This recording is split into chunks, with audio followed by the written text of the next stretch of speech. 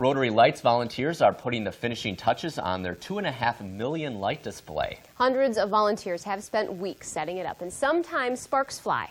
News 8's Jenna Traum brings us the story of two volunteers brought together by the Rotary Lights.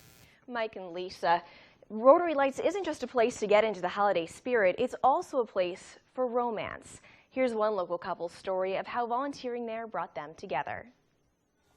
Suppose we want the head facing forward, right? Rotary Lights setup might not look like the most romantic atmosphere. And back in 1998, Amy Wetstein thought it was going to get in the way of her crush. I had told my mom that I thought he was cute. She told my dad. My dad then asked him out for me.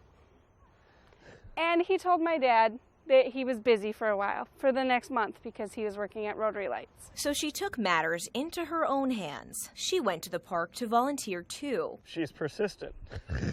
And as they hung lights together, sparks began to fly. Their first date was opening night. Magical. It is. It's very magical. 2 years later, they got engaged. And Amy Wetstein says she's learned a few things over their years of marriage. I've learned a lesson. Never take a carriage ride with Andy on the first night of opening. Thought I did that one couple years, tried it, and he goes through the park and is making a list. Instead of it being a nice romantic thing to do, he's sitting there making a mental list of all the things that need fixed. 15 years later, they're still volunteering at Rotary Lights together. She's in charge of making thousands of chocolate chip cookies for volunteers to enjoy every night. And he calls himself the technical director.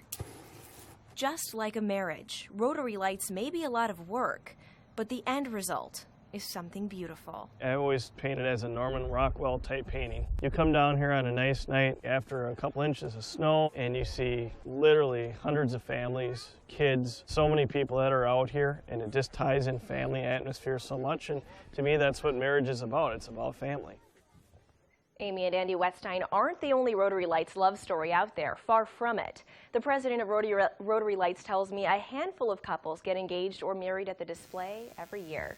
All right, thank you, Jenna. Opening night of Rotary Lights is on Friday. The parade starts at 5, and the switch is set to be flipped at the display at 6:15. But if you can't go on Saturday, there's a good chance you'll see Andy and Amy Wetstein strolling through the park because it is their wedding anniversary.